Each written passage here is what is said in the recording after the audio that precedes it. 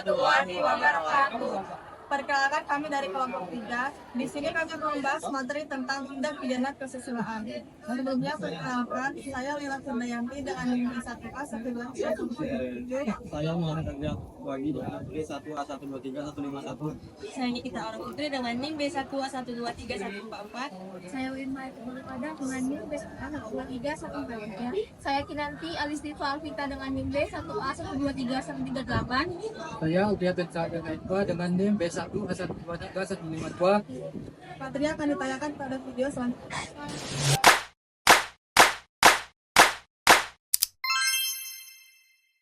Apa yang dimaksud dengan susila dan kesusilaan? Menurut Kamus Besar Bahasa Indonesia, susila berarti baik, budi bahasanya, beradab dan santun. Sedangkan kesusilaan merupakan perilaku susila yang berkaitan dengan adab dan sopan santun. Menurut Prof. Muljatno, kejahatan terhadap kesusilaan adalah perbuatan yang melanggar norma atau kaidah moral yang berkembang dalam suatu masyarakat dan diatur dalam hukum pidana. Dari sini dapat kita simpulkan bahwa kejahatan terhadap kesusilaan adalah tindakan yang melanggar norma-norma kesusilaan dan moralitas yang berkembang di dalam suatu masyarakat, yang umumnya berhubungan dengan perilaku seksual, kesopanan, dan kesantunan. Tindakan ini biasanya diatur dalam hukum pidana yang bertujuan untuk melindungi norma-norma dan moral serta martabat manusia. Tindak pidana kejahatan terhadap kesusilaan ini diatur dari pasal 283 sampai dengan 303 Kitab Undang-Undang Hukum Pidana. Pengaturan tentang tindak pidana terhadap kesusilaan dalam hukum pidana Indonesia tidak diatur secara eksplisit tentang kejahatan kesusilaan ataupun tentang pelecehan seksual, tetapi diatur tentang kejahatan kesusilaan sebagaimana diatur dalam buku 2 dimulai dari pasal 281 hingga pasal 303 KUHP. Di sini saya akan menjelaskan jenis-jenis tindak pidana terhadap kesusilaan. Yang pertama itu ada pelecehan seksual. Pelecehan seksual diatur dalam pasal 281 KUHP, yaitu merusak kesusilaan di depan muka umum dengan ancaman penjara 2 tahun 8 bulan. Yang kedua itu ada perzinahan. Perzinahan diatur dalam pasal 284 KUHP, yaitu melakukan hubungan seksual di luar perkawinan dengan ancaman penjara maksimal 1 tahun. Dan yang ketiga itu ada pemerkosaan. Pemerkosaan diatur dalam pasal 285 KUHP, yaitu melakukan hubungan seksual tanpa adanya persetujuan dari kedua belah pihak dengan ancaman penjara 12 tahun penjara. Yang keempat yaitu pencabulan.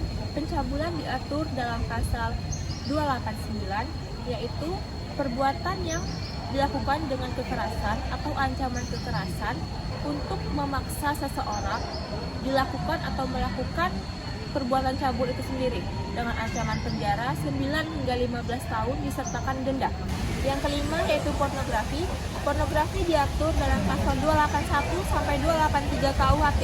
Yang dimaksud dengan pornografi yaitu menyebarkan video porno ke halayak ramai dengan ancaman penjara 6 tahun dan disertakan denda. Setiap tindak pidana ini mencakup perbuatan yang melanggar norma kesusilaan dan dapat dikenakan sanksi yang berat. Contoh kasus pertama dalam tindak pidana kesusilaan yang dapat diambil dari materi yang dijelaskan yaitu kasus dugaan pelecehan yang dilakukan oleh oknum ASN di Pemprov Jambi. Seorang aparatur sipil negara atau ASN yang bekerja di Dinas Pemerintahan Provinsi Jambi bernama Yanto alias RY ditetapkan tersangka oleh polisi. Oknum ASN ini laki-laki, itu ditetapkan tersangka atas kasus pencabulan terhadap seorang siswa sekolah menengah pertama atau SMP di dalam mobil. Kronologi terjadinya kasus tersebut. Menurut informasi yang beredar, korban saat itu sedang berjalan pulang dari sekolah. Korban masih mengenakan seragam sekolahnya. Saat itu tiba-tiba korban dihampiri oleh seorang pria berseragam PNS menggunakan mobil sedan berwarna merah. Pria tersebut menanyakan lokasi tempat liar kepada anak SMP tersebut. Kepada pria tersebut, korban mengaku mengetahui tempat itu. Setelah itu, tersangka menawarkan kepada korban untuk menaiki mobil pelaku dan meminta diantarkan dengan iming-iming uang dan diantarkan pulang. Saat di mobil, diduga korban dilecehkan oleh pria tersebut. Dalam rekaman CCTV yang beredar, Menunjukkan korban meminta bantuan kepada petugas keamanan perumahan. Korban mengatakan bahwa dirinya telah dilecehkan oleh seorang pria bermobil. Terdakwa adalah seorang oknum ASN bernama Yanto, 39 tahun. Sebagai ASN, status dan kedudukannya dapat menjadi faktor pemberat jika terbukti menggunakan posisinya untuk melakukan pelanggaran. Korban adalah seorang pelajar SMP berusia MAQ umur 13. Status korban sebagai anak di bawah umur memberikan perlindungan hukum tambahan berdasarkan Undang-Undang Perlindungan Anak, yaitu Undang-Undang Nomor 35 Tahun 2014 tentang Perlindungan Anak. Dugaan pelecehan seksual yang dilakukan oleh pelaku harus memenuhi definisi pelecehan dalam pasal-pasal terkait seperti pasal 76E Undang-Undang Perlindungan Anak yang melarang tindakan seksual terhadap anak. Pasal 81 dan 82 UU Perlindungan Anak mengatur ancaman pidana terhadap pelaku kekerasan atau pelecehan seksual pada anak. Harus dibuktikan bahwa pelaku memiliki niat atau kesengajaan untuk melakukan pelecehan. Adanya tindakan nyata dari pelaku yang memenuhi unsur pelecehan seksual sesuai definisi hukum. Lokasi dan waktu kejadian harus jelas untuk membantu proses penyidikan dan pembuktian hukum. Jika unsur-unsur ini terpenuhi, maka proses hukum terhadap pelaku dapat dilanjutkan ke pengadilan. Polisi saat ini masih melengkapi berkas yang kemungkinan mencakup pengumpulan bukti dan penguatan keterangan saksi. Kasus 2, resmi ditahan. 2 pemeran video asusila di Jambi buat surat nikah setelah viral. 2 pemeran video viral di media sosial beberapa saat lalu di Jambi telah ditetapkan tersangka dan ditahan di Polda Jambi. Keduanya ditahan dan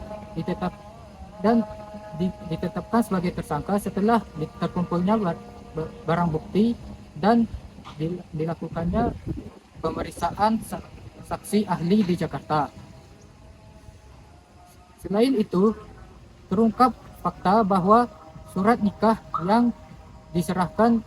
yang sebelumnya diserahkan kepada tim penyelidik ternyata dibuat setelah video asusila tersebut viral. KN dan MA dikenakan pasal 29 junto pasal 4 ayat 1 Undang-Undang Nomor 44 Tahun 2008 tentang pornografi dan pasal 6 dan 8. Jadi di sini saya akan menjelaskan mengenai peraturan yang ada di KUHP baru namun tidak diatur dalam KUHP yang sebelumnya. Yang pertama itu ada kohabitasi, diatur dalam pasal 411 KUHP baru yang menjelaskan pasangan tinggal serumah namun tidak dalam pernikahan yang sah. Yang kedua adalah perzinahan, diatur dalam 412 yaitu seseorang yang tidak terikat pernikahannya sah namun melakukan persetubuhan. Berikutnya adalah penghinaan terhadap lembaga negara yang diatur dalam pasal 240 dan 241 KUHP baru yang dimana setiap orang yang melakukan penghinaan di muka umum terhadap lembaga negara akan dikenakan pidana penjara paling lama 1 tahun 6 bulan dan pidana denda paling banyak kategori 3. Tindak pidana khusus dalam KUHP baru. KUHP baru mengkodifikasikan tindak pidana khusus dan memperbarui aturannya. Yang pertama yaitu tindak pidana korupsi. Korupsi dianggap sebagai kejahatan terhadap penguasa negara. KUHP baru mengatur aturan tentang tindak pidana. Yang kedua yaitu tindak pidana terorisme. Terorisme dianggap sebagai kejahatan dalam mengancam keamanan negara. Yang ketiga yaitu tindak pidana cyber.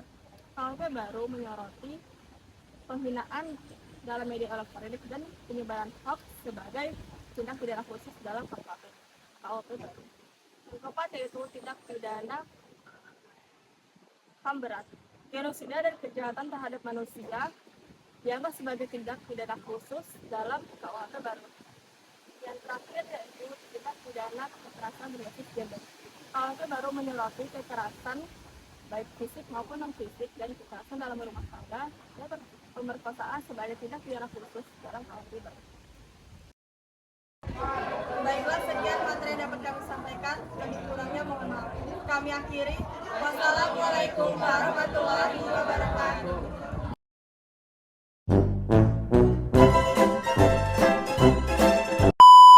Resmi ditahan.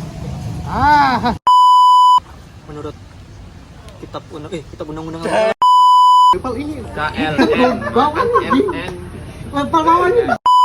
Aturan terhadap